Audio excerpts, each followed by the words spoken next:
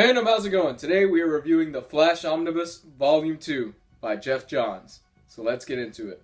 Geoff Johns is one of DC's most prolific writers. He's done everything from Green Lantern to Justice League, but what really broke him into the industry was this bad boy right here.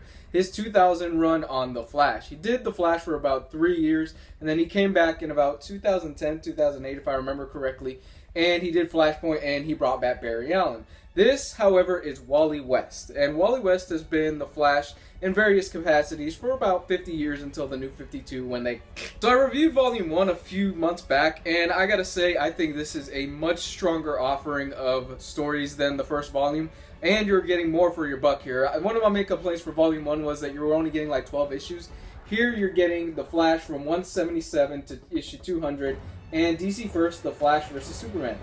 And it's all fun. It's really, that's the main thing about these stories. They are fun. This was Geoff Johns at a point in his life when he was just really breaking into the industry. He was hungry, he wanted something new, and he was given The Flash. And he ran with it, pun intended.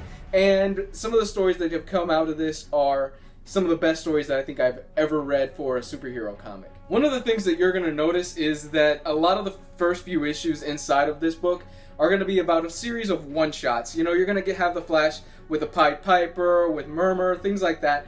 And then it all comes together later on with Blacksmith leading this coalition of evil guys against Wally West. And it's really an awesome moment having to see Wally team up with some of his other friends to take this group down. Most notably, there is a team up in here with Cyborg that I thought was just really fun, really awesome. They flesh out Cyborg a lot in this.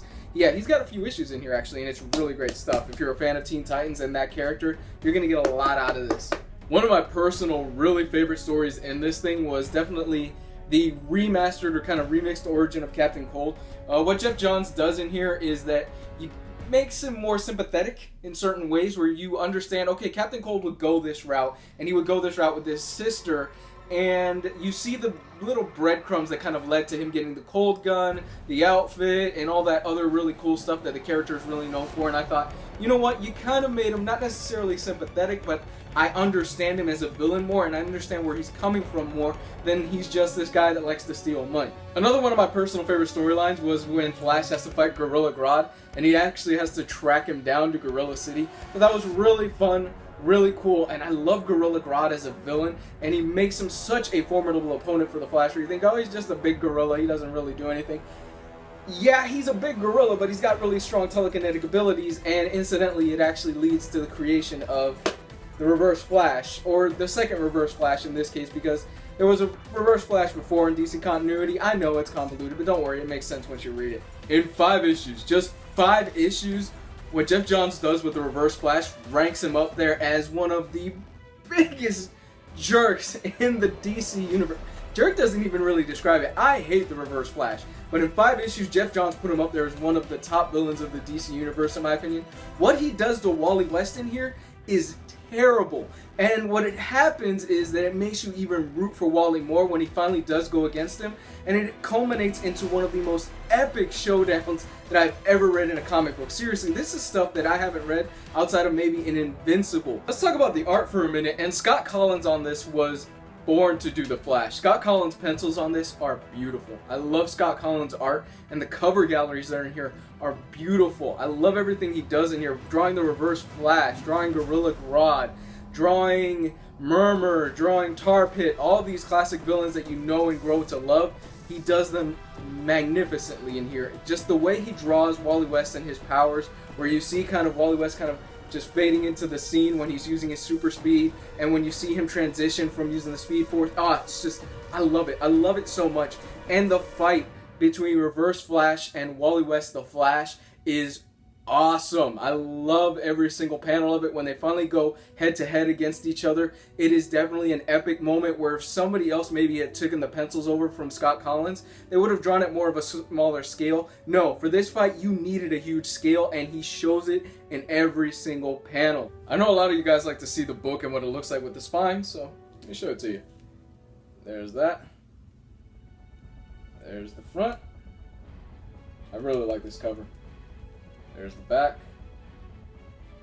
And I'll show it to you, even though there's nothing, what it looks like without the dust jacket.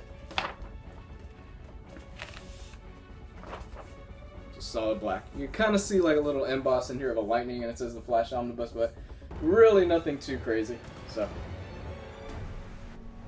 overall, if you're looking for a great place to start reading the Flash, this is it. Just know you're not going to be reading about Barry Allen, you're going to be reading about Wally West. Wally West was the guy that took over the Flash after Barry Allen died in that whole Crisis event. That's all you really need to know. You will have a great time reading this. I'm telling you right now, there's 3 omnibuses out. I've reviewed the first 2, and I cannot wait to get into the 3rd omnibus. Great stuff. With one caveat though, I will say the binding on this, and it is glued, is super tight. This thing is like a bear trap when I first got it, and it loosened up as time went on. I've already opened up volume 3, and I kind of noticed, oh man, it's that super tight DC binding that I really don't like. But hopefully volume 3 will loosen up, and I will review that sometime in the future. If this is your first time checking out my channel, I do weekly reviews of comic books, hardcovers, trade paperbacks, manga, and all that good stuff. You can follow me on Facebook and Twitter. I'm going to put that in the description below. That is the best way to get a hold of me. If you want to give me a recommendation or anything like that, I'm always open to that stuff. Just know that my back catalog is huge right now. I love to hear back from you guys. Like I said, you are awesome as always. And before I go, I'm going to ask you a question. What is your favorite rogue from Flash's Rogues Gallery? Comment below and let me know. Bye.